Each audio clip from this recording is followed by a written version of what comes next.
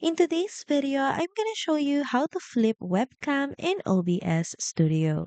So first, of course, open up OBS Studio and make sure that your webcam source is already added to your scene.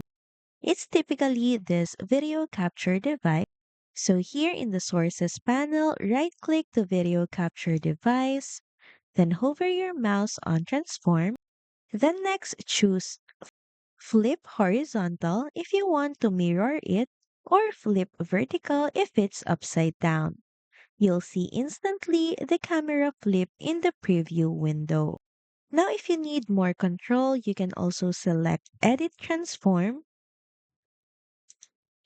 and here you can manually adjust the rotation, position, or scale of your webcam. So that's pretty much it. Thank you very much for watching this video, and I'll see you again on the next one. Bye!